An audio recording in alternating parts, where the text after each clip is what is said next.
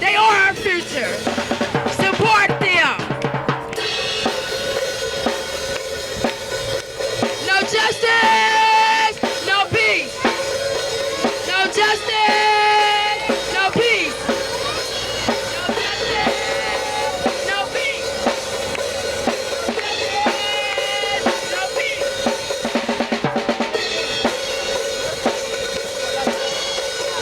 Order, stop the police brutality.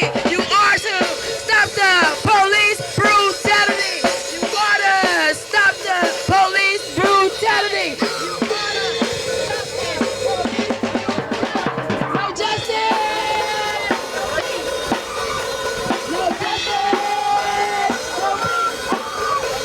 No justice. No peace. No justice. No peace. We need to stand up. Tell the police to stop killing our black. And I tell you,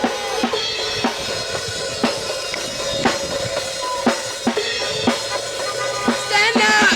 Take a stand.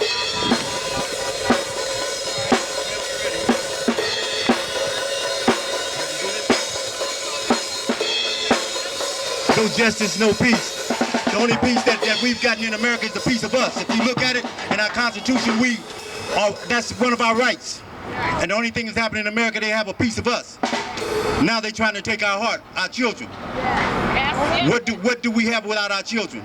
What does a man or a woman have without our children? Black, brown, and children? Not just black, brown, and children. Let's deal with humanity and leave racism, the shame of America out. Because racism is the shame of America, pretty much created here. When you can sit down and look at another person that don't know him and hate him, there's something wrong with you. You have not communicated with that person anything, but you can look at him and just say, I don't like that person because of his color. You really have a problem. And our society breeds that. Our society pushes that. Our police push that. If we were doing anything else, the police would be here jacking us. All of a sudden, they've disappeared. And along with the Negroes and people that try to be unresponsible, at some point in time, you have to stand up. You're a sorry adult if you call yourself an adult. If you can't look in your heart and find love for somebody else's child, you're a sorry adult. You should be able to look at any child. I wouldn't care if he was green with polka dots with a punk rock hairdo. If it's a child, you should be able to love that child. If you look at that child and you can see hatred for that child, you have a problem. And for whatever reasons, there are people that look at us and just the sight of us, they hate. How have we bred this? And you really, really think about it. We built America on our sweat and our back. And if you just want to get down to the truth, my name is Gerald Charles Zeno. There is no Zenos in Africa. So how did I get that name? Because I don't think my grandmother just threw her legs straight up in the air and did like everything else. Took that. Just like they took us from the homeland. Took that. Me? I think I was a king over there. They just took my zebra. I'm trying to get back to it. But I want my zebra in America because I'm born and raised in America. I'm not an Afro-American. I'm an American. But they can bring my zebra over here. That Afro-American stuff, do they say he's an Italian-American, an Irish-American? Why do you make the distinction for blacks? When you make that distinction, you make people turn their nose. It's something different about him. When you make that distinction, they don't say, oh, well, he's a black American. Damn, you're watching TV, you can see that. He's an Afro-American. When you see somebody, well, he's an Italian-American, or they don't say that. When you make that distinction, you single that person out. And why do you do that? Keep the playing field fair. We love our kids just like you love yours.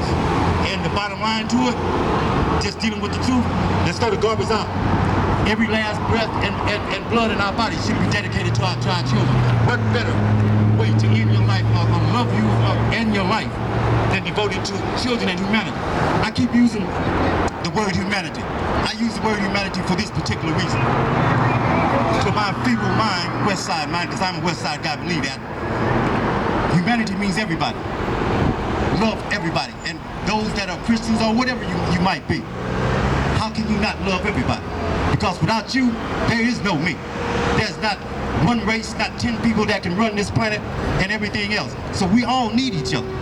How do we not need each other? But now, if they kill us off, then they have everything. Come on, look at the whole major disguise. They have the E. coli outbreak in Africa. All right, they knocking them out. That's 1,000. 3 months ago, they come up with a cure for AIDS. They say FDA hasn't approved it, but they took it right over to Africa because they're dying. Any hope Purdue, and that's where we at right now. Any hope Purdue, and we hope. As they say, we risk for 3, hope for 2, and receive none. That's exactly what we said. Receiving nothing. It's relevant. Nothing. But he's a little confused. And then we take our children, and we want brighter tomorrows for our children. We don't want our children out doing this. The same thing that we're doing. We don't want our children working in the fields or cutting lines. We want the same American dream that everybody else has. Put them kids in college. Put those kids. We don't have the minds and the capacity of our children to run a mega corporation. Yeah, given the opportunity. Opportunity comes through education. If our kids get a substandard education, they're going to get a substandard job, which means they're going to be a funky for somebody else. A properly educated person, most of our children are very intelligent. They don't have the education to get to where they want to go. If we love our kids, that should be our first priority.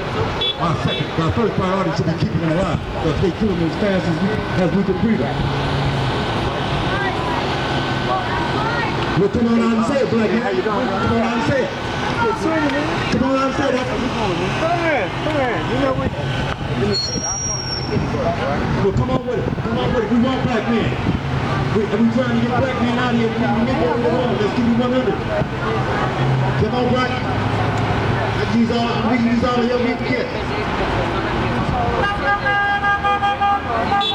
You guys, and for those of you who know, we've been involved with this fight with Chief Jerry Dyer. There's a sign going around called Dyer Liar. Right there it is, Dyer's Liar. He promised us this summer after they shot his brother 17 times and unloaded on him in the west side. He promised us a meeting. We had to take over the city hall to get a meeting. We had to take over the mayor's office to get a meeting. We got a meeting, and then they promised us a follow-up. They canceled it twice, and his receptionist finally calls, okay, he wants to meet on Tuesday at 5:30 for sure. So we're asking everybody to go out there at 5:30. This is it. If he cancels one more time, that's 3 times, we're not meeting with them at all. But if you want to demonstrate again, we invite everybody to be out there at 5:30, make your voice heard, and let them know what you think, because what the brother's saying here is true. And what the sister's saying about drug testing cops, I would like to see a drug test of police. I bet you some of those guys got some steroids or something in them. And what happened in Ferguson, that's nothing new, like you say, to us here. We got through it, but it's sad that it takes staff for people to wake up. So let's meet up on Tuesday at 5:30 in front of City Hall. Actually, before that, get there earlier. The meeting's at 5:30. And if anybody would like to come in to be part of the meeting and replace one of us 6, me and Reverend Floyd Harris,